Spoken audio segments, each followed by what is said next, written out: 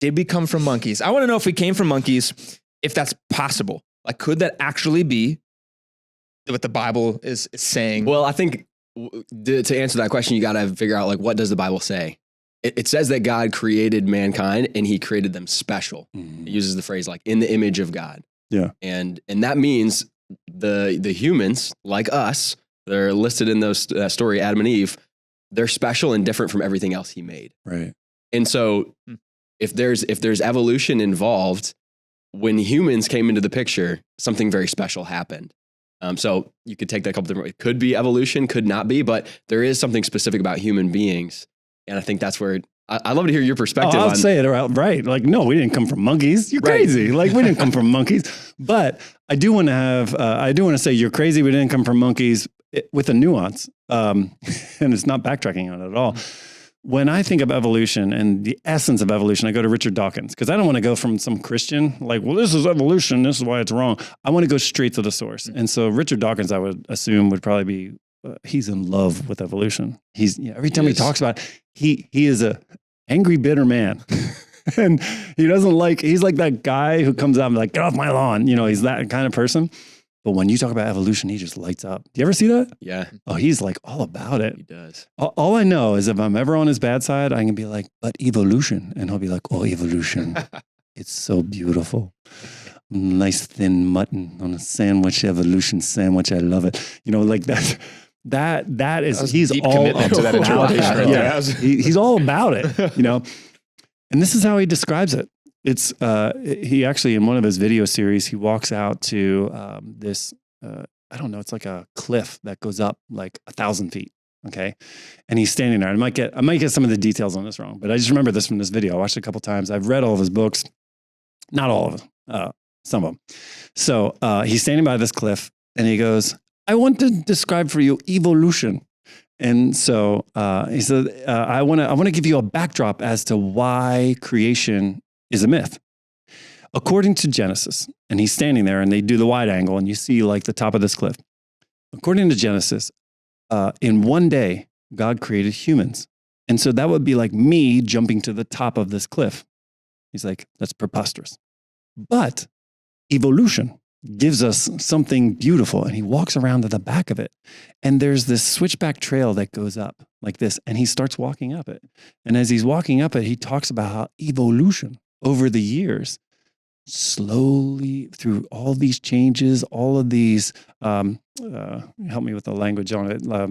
Mutations. Yeah, thank you. Yeah. I just couldn't think of the word. So through these different mutations, somehow through natural selection, you're able to be more and more progressed in terms of your complexity, and eventually you get there. And I'm serious, like he is totally in love. He's like, it's just beautiful, and he's like gushing. If I was his wife, I'd be jealous. So as he's talking about this, I don't know are you catching it? Like how it's ridiculous to think that anything rolls uphill. Yep.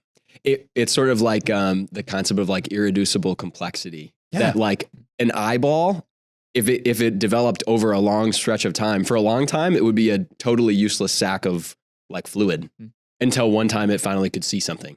And that just doesn't make sense. That's what you're talking about, like rolling uphill. Now, people, okay, so let me back up here. So the thing that's rolling all by itself up a hill, we never see things roll uphill. Yeah. Have you ever seen something roll uphill? I've not. It's a horrible analogy. In the same way that creation would be technically a horrible analogy to say someone can jump up 1,000 feet, right? So both of them have to be affected from the outside.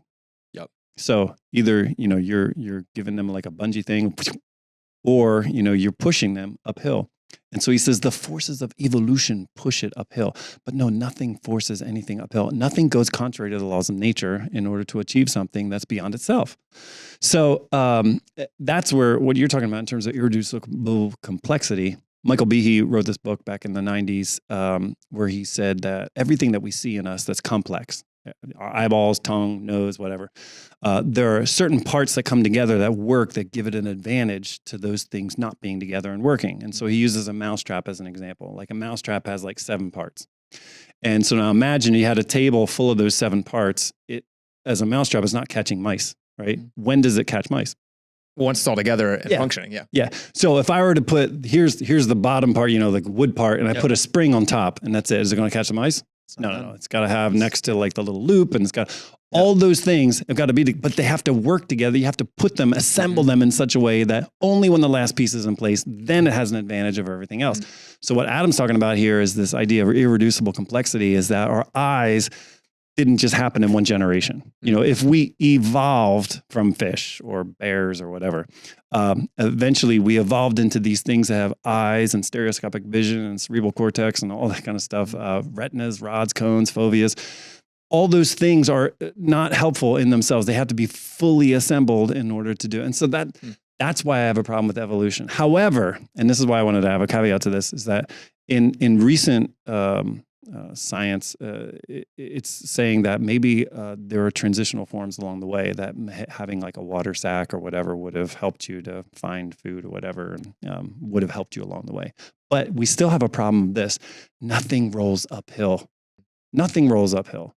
And so I don't have a problem with someone who's a Christian who says, I love Jesus.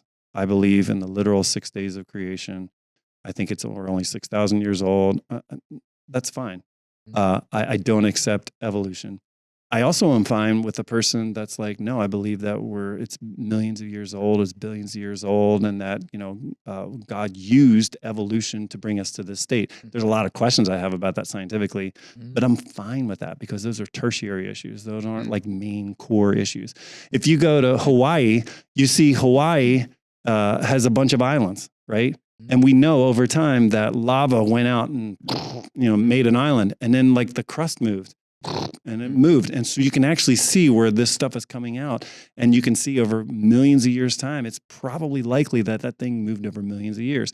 If you go down to the Antarctic and you core down an ice, and you know that every little layer of ice represents a season, and you add up all those seasons, you come up with millions of years. That's the science trying to inform us of what faith is telling us as well. I think those two things can work together. And so it sound like creation, how the earth formed, was created. There could be room for that whole 6,000 years, millions of years. I'm a little sketchy on the 6,000 years, right. but that one feels less. I always say this though. Tell me that I wasn't there. So Yes. I don't know. When people ask like, how old is the universe? I've heard this guy, Frank Turek, that I listen to sometimes. He'll say, I know it's at least like 53 years old, because that's how old he is. And he's like, really, everything is, you're just going based off your best evidence. Yeah. So based off of what you just said, are you saying that you don't really side with young Earth? I mean, if you press me, I would say it's probably not 6,000 years old. Yeah. Mostly because we still have writing from people like 10,000 years ago. You have artifacts from human settlements like 20,000 years ago. So I mean, it's like, So you've got to, I think, you've got to give science a fair hearing, because listen, if you believe that Christ is preeminent, if you believe that God is the God of the universe, then science can't ever touch that. Nothing can touch that. And so listen to the science, and don't believe everything you hear. Test it, push on it. But it's okay to take whatever science is saying and relegate it under the leadership, the preeminence of who God is. And however that works out for you, that's fine on these tertiary issues. Can I offer, this is just something that I've been thinking about a lot, and I don't know theologically how this hits you guys, but as I've like grown in my faith, I've learned that it seems that God likes to grow things over time. That's an answer for me of like, why didn't Jesus come in Genesis chapter 4? Like man sinned, Jesus showed up and fixed it all. Yeah. It would have been easier. Right. And it seems that the only reason is short story. God wanted to use humanity and grow them into something. Yeah. Same question about like, why didn't Jesus come back after 50 years?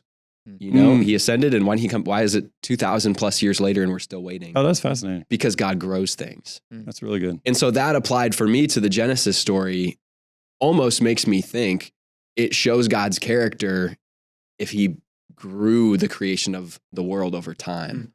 I don't know I don't have a ton of evidence for that, but when I hear that it could have been millions of years that God took to create, it actually is like, that makes sense to me. He grows things. God likes to, he's not in a rush, he's not in a hurry like we might be. Yeah. We live in a microwave culture where we're like, down, done, do it quick. Yeah, and that proves how powerful you are. Yeah. God's actually saying, I can do it slow. And see, that's why I read Genesis literally. And that's why I read it saying, okay, so Genesis 1, where it talks about the first day, I believe that God did that.